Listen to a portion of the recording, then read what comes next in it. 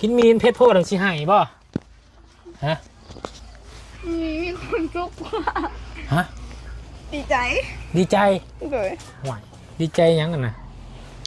ไอ้ลองเด้ามาบ้างฮะไอ้ลองเด้ามาบ้างดีใจได้กินมีนี่แม่นอยู่แต่ก็อีกอย่างหนึ่งโอ้อาจารย์ลาไปพูดแล้วสะ เราเคยเฮ็ดสูตรเล่าอยู่เลยเปิดมีออกมาแล้วพ่อเงินขอเงินเลยอ๋อพี่น้องครับพี่โอ้แล้วก็ข่าวดีกว่านั้นอีกเมตู้เจ้าของดินนี่เพิ่นบอกกับบุญว่าในราคาดินตอนนี้ที่น้องป๊อปอยู่ปัจจุบันนี่นะ20 คูณ 20เพิ่นว่าตะกี้น่ะ20 ล้านเนาะแล้วเพิ่นลดให้อีกเหลือ15 ล้านดีใจเห็นพี่น้องเลยสรุปว่าน้องป๊อปจะอยู่ไซส์บาทนี่คิดเพิ่งดินนี่บ่บอนนี้ก็ได้เพราะว่าบนได้ถามถ้าไม่เท่ากันแล้วไม่เท่ากันว่า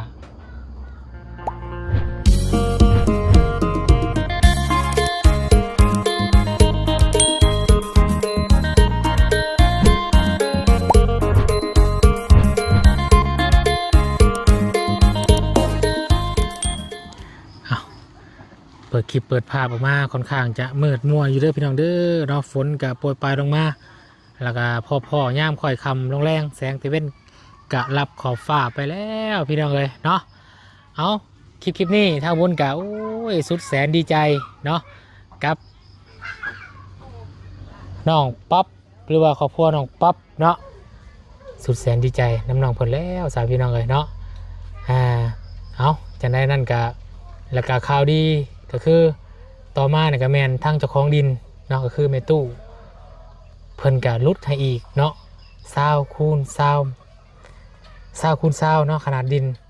แล้วลดลงมาอีก15 ล้านราคาพี่น้องเอ้ยป๊าดเนาะถือว่าโอเคเนาะได้ดีสุดๆละพี่น้องเนาะทั้งแม่ตู้เพิ่นก็คิดอีต้นสงสารเพิ่นว่าเนาะแล้วก็เรื่องกรรมสิทธิ์มอบให้น้องป๊อปอย่างเต็มตัวที่เคยซื้อดินมาก่อนที่ผ่านมาเนาะก็คือดินในตอนนี้เนาะถ้าว่าน้องป๊อปอยู่ดินตอนนี้เขาไม่ตู้ขายให้20 คูณ 20แล้วก็มอบกรรมสิทธิ์ให้กับน้องป๊อปอย่างเต็มตัวในภายภาคหน้าในอนาคตข้างหน้าน้องป๊อปอยากย้ายถิ่นฐานหรือว่าอยากเปลี่ยนบนอยู่บนเศร้าดินตอนนี้หรือว่าเฮือนหลังนี้หรือว่าอย่างที่เป็นของน้องป๊อปในตอนนี้สามารถขายหรือว่าให้คนอื่นได้โบแมนว่าจะขายครับแม่เท่าหรือว่าเจ้าของดินเท่านั้นโบแมนเนาะอาวุธถามทั้งคนมาแล้วเพิ่นว่าขายให้ก็ได้แล้วแต่น้องป๊อปเพราะว่าน้องป๊อปเป็นเจ้าของแล้วสิทธิ์ของน้องป๊อปเนาะแต่ก่อนหน้านั้นวุ้นกับบูฮูว่าน้องเพิ่นเอาข่าวมาแต่ใส่เนาะว่าจะขายให้แต่แม่เท่าเท่านั้นเนาะบ่ให้ขายคนอื่นถือว่าในการควบคุมในดินตอนนี้เป็นของแม่เฒ่าคือเก่าบ่แม่นเนาะก็คือดินตอนนี้ถ้าว่าน้องป๊อปซื้อผู้ใหญ่จะดีซอยซื้อให้กับน้องป๊อปสิทธิ์ของน้องป๊อปก็คือน้องป๊อปคือเก่าน้องป๊อปจะขายให้ก็แล้วแต่น้องป๊อปเนาะบ่แม่นนั่นพี่น้องเลยเนาะคุณถามจากปากทางเจ้าของดินผลมาแล้วเนาะแต่ถ้าว่าถ้าเฮาซื้อดินก็เฮาก็ต้องเฮ็ดสัญญาตกลงกันให้มันได้ดังใจเฮาที่เฮาเป็นคนซื้อเนาะให้มันสบายใจถูกต้องที่เฮาต้องการเนาะเฮาต้องเฮ็ดบทบันทึกแล้วคอยประทับตาเซ็นในบ้านแล้วก็สักขีพยานนํกันพี่น้องเนาะก็ถือว่าโอเคอยู่ได้พี่น้องเนาะพ่อแม่พี่น้องคิดไว้ในไรเนาะแล้วก็มาแสดงความยินดีน้ำเติมอีกถือว่าทางอาจารย์ลาวเฮาได้เป็นสะพานบุญให้กับใหญ่ใจบุญเนาะอยู่ทางต่างประเทศมามอบเงินจำนวนหนึ่งให้กับน้องป๊อปอีกเนาะนั่นคือจำนวนเงิน$100มอบให้กับน้องป๊อปเพื่อไว้ใส่ใจหรือว่าไว้เก็บออมไว้ ใส่ยำจำเป็นพี่น้องเลยเนาะเก็บออมเล็กไว้ใส่ยำจำเป็นเจ็บเป็นอุ่นมาเนาะเลยมีเงินจนนั้นเก็บไว้รักษาพี่น้องเลยโอ้ยสุดแสนดีใจน้องป๊อปพูดลายพี่น้องเลยเนาะเอาก็คือพอพี่น้อง FC ก็คือสีดีใจคือกับบาบุญนั่นแหละพี่น้องเนาะว่าลงคลิปไปกับหลายผู้หลายคนส่วนหลายกับเป็นกำลังใจแรงเชียร์ให้กับน้องป๊อปทีมงานเฮาสอนน้องป๊อปให้เต็มที่เด้ออีต้นน้องเพื่อนเราจำพี่น้องให้ดีดินดอนตอนหยาเป็นของตัวเองแน่กันยังดีผมมีเพื่อนมีสั้นกับพี่น้องเลยกะจังหวะฟังเบิ่งเนาะโอ้เนาะเดี๋ยวไปแสดงความยินดีกับน้องป๊อปต่อพี่น้องเลยเนาะกะภาพก็อยากรัวๆมืดๆคึมๆเลยเด้อพี่น้องเด้อขอโทษขออภัยน้ำลายเนาะทักทายสบายดีอีกครั้งหนึ่งเด้อพี่น้องเด้อเนาะอยู่ในบ้านน้องป๊อปคือเก่าเนาะไปพี่น้องไปพอระยะกันห่างเนาะโอ้จารากันลงมาพี่น้องเมื่อเกิดอาเพศยังขึ้นคือแดงจริงคืนอยู่บ่านี่เนาะเขายุสิลงมาจักเนาะโอ้เมนลีคืออยู่เนาะคนสิตกเด้เห็นน้องไงทางอาจารย์เขากำลังไปเบิ่งดูนะเขาต้มมีบ่พิเศษเด้มีพิเศษบ่แล้วไปเบิ่งก่อนจ้ะพี่น้องเอ้ยอย่าพากินบดปลากันเด้อเกือบย่อยบ่ห่วยกินมีนเพชรโพดว่าน้ำตาย่อยเอาพี่น้องเอ้ยเด้อเอาสบายดีถ้าคอยก่อนแป๊บนึงเด้อไปขึ้นไปพี่น้องเอ้ยฮัลโหลน้องป๊อปปี้บ่อยู่บ่ว้ามีแซ่บกินเนาะเฮ็ดว่าบ่อยู่เนาะโอ้ยมีแซ่บกินแล้วก็สวัสดีตัวห่วยว้าเมื่อกี้ทางเบาเสียงไหมบ่โดยเกือบกินมีนเพชรโพดังสิหายบ่ฮะมีคนทุกข์ว่าฮะดีใจเลยห่วยดีใจยังกันนะลองเด้ามาบ้างฮะลองเด้ามาบ้างดีใจได้กินมีนี่แม่นอยู่แต่ก็อีกอย่างหนึ่งโอ้อาจารย์ลาไปพูดแล้วสะ เราเคยเฮ็ดสูตรเล่าอยู่เลยเปิดมีออกมาแล้วพ่อเงินเลยพี่น้องครับพี่โอ้เงินจักล้านน้องจักล้าน2,100,000 2,100,000ก็คือ100 เหรียญเนาะ$100พี่น้องเลยเป็นครั้งแรกได้เนาะที่ได้รับเงินหลายบ่โดยดีใจแฮงที่ว่าทางทีมงานเราได้ให้มาเนาะโดยเอาพี่น้องเลยดีใจแล้วสำเงินเดือนออกพอได้เนาะโดยคือว่าทำงานในจังมือนี่ทำงานกับทีมงานเขาจังมือนี่เห็นเคเบียร์นั่นทีมงานเขานี่ฮอดบ่1 อาทิตย์บ่ฮอดบ่ฮอดช่ำได้เงิน2-3 ล้านแล้วเนาะโดยโอ้ยดีใจน้ำพี่น้องเลยเนาะนี่แหละก็คือเชิญว่าจะได้พี่น้องเนาะก็คือความเมตตาสงสารของ FC ที่เพิ่นมีใจบุญใจกุศลเนาะมีน้ำจิตน้ำใจเนาะอยากซอยทางครอบครัวน้องป๊อปพี่น้องเนาะกินมีไว้หลายเด้อแล้วก็ตั้งสติไว้ได้ถือว่ารอบนี้นี่มื้อนี้คือบาบุญมาบอกเศร้าแล้วเนาะบาบุญมาแต่เศร้าเด้แม่นบ่มาถามว่าน้องป๊อปทีมงานเฮามีหลายคนเด้อจักผู้ใดและสิมาบอกข่าวดีเนาะโอ้พี่น้องเนาะดีใจน้ำละลายเนาะแล้วก็ข่าวดีกว่านั้นอีกเมตู้เจ้าของดินนี่เพิ่นบอกกับบุญว่าในราคาดินตอนนี้ที่น้องป๊อปอยู่ปัจจุบันนี่นะ20 คูณ 20เพิ่นว่าตะกี้น่ะ20 ล้านเนาะแล้วเพิ่นลดให้อีกเหลือ15 ล้านดีใจแฮงพี่น้องเอ้ยสรุปว่าน้องป๊อปจะอยู่ไสบ้านนี่คิดเพิ่งดินนี่บ่บ่นี้ก็ได้เพราะว่าบ่บุญได้ถามท่านแม่เฒ่าเพิ่นแล้วแม่เฒ่าเพิ่นว่าดิน ถ้าว่าทีมงานจะซื้อให้กับน้องป๊อปแล้วก็น้องป๊อปเป็นเจ้าของดิน โดย หรือว่าครอบครัวน้องนี่แหละได้ดินเป็นของตนเองแล้ว โดย ในภายภาคหน้าหรือว่าในอนาคต โดย น้องป๊อปเนี่ยจะย้ายถิ่นฐานหรือว่า โดย จะขายดินตอนนี้กะ ขายให้เพิ่นขึ้นบ่ บ่ขายไปก็ได้เราอะ โดย เพิ่นว่าในนี้ได้ โดย แล้วแต่น้องป๊อปเราแล้วแต่ป๊อป โดย แต่ป๊อปที่ให้แล้วแต่ป๊อปเพราะว่าดินเป็นของป๊อปไปเรื่อยเราอะ โดยเอานั่นก่อน อืม ไอ้กินน้ำบ่ลวก บ่ สอง บ่ อันเลย กินโลดไอ้บ่กินบ่ บ่กินฮึบ ใส่เต็มเลยบ่ บ่เคยกินบ่ ใส่อีกหนิดนึงมันยังบ่ท่วมโอเคพอละเต็มแล้วมันจะจืดจางเลย โดย อืมมีถ้วยพิเศษ โดย มีถ้วยละ2 ล้าน1 แสนพี่น้องเลย โดย ถ้วยนี่ถ้วยแพงลี่มียี่ห้อยังไงนี่เนาะ โดย ว้าวเนาะนี่น้องเลยเนาะ โดย แล้วก็ทางถือว่าในราคาดิน15 ล้านนี่ถือว่าดินตอนนี้จะเป็นของเจ้า โดย แต่ว่ากะคือในนี่พี่น้องบุญเคยซื้อขายแล้วก็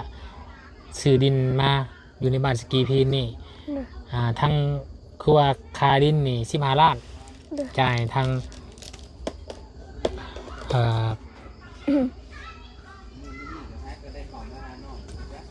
เจ้าของดินพี่น้องเลยเนาะ โดย แล้วก็ทางในบ้านเพิ่นก็จะเอาอีก 10%เลยก็คือดินนี่ราคาดินของ10% ของราคาดิน โดย คือค่าเฮ็ดเอกสาร โดย หรือว่าราคาธรรมเนียมของเพิ่นนั่นแหละ โดย เพิ่นว่า 10% ก็คือล้านหนึ่ง10 ล้านต่อล้านหนึ่ง โดย 5 ล้านก็คือล้านห้า15 ล้านคือล้านห้า โดย เราก็ต้องมีเงินล้านห้ามาให้เพิ่นพี่น้องเลยเนาะอันนี้เราก็สิร่วมกับเจ้าของดินตืม โดย ถ้าอยู่ตัวอย่างขายไม่ขายเพิ่นเพิ่นขายเฮา15 ล้านเนาะขอโทษขออภัยพี่น้องสับสนละเพิ่นขายเฮา15 ล้านแล้วก็ทางเจ้าของดินเพิ่นสิออกขายในบ้านน้ำกันบ่หั่นน่ะเนาะ โดย ก็คือบ่บุญเคยซื้อให้ซะน้อยๆเด้ โดย 15 ล้านแล้วก็ทางในบ้านมันเอาต่างหากอีก โดย ล้านห้า โดย ก็เลยตามทางเจ้าของดินมันตื่นมาแล้วพี่น้องเลย โดย อันนี้ยังซะ น้อง น้ำไม้ โดย ไปหามาแม่คือเก่า แม่ น้องๆเจ้านี่เพิ่นบ่ค่อยอยู่เนาะ โดย แต่ว่าเพิ่นเห็นทั้งทีมงานมาน่ะเพิ่นบ่ค่อยอยู่บ่เพิ่นไปเรียนทางอื่นเนาะ บ่ จัก มี จังมุ่งมานอน น้องข่อยมักไปลินอยู่แล้ว เรียนแถวกลางบ้านที่เนาะ โดยสิลินแถวเฮือนน้าบ้าวนี่ สุราเฮือนนาบาวเนาะมันกว้างเนาะ โดย มันเป็นเดินแปลนอยู่หั่นเดียวเลย โดย อืม มันก็สิบ่มืดแน่เพราะว่าแบบอยู่ในเฮือนแบบมันอันนั้นแบบ อืม บ่เป็นคือกัน เลยป้าใช้ขออนุญาตเบิ่งเงินเบิ่งหาพี่น้องกันเนาะโอ้ พอได้ส่งเงินเลยมื้อนี้ ฮะ ว่าได้ส่งเงิน ได้โชว์เงินแล้วมันนี่ โด เนาะ ย อ๋อ สำเงินเดือนเท่าใด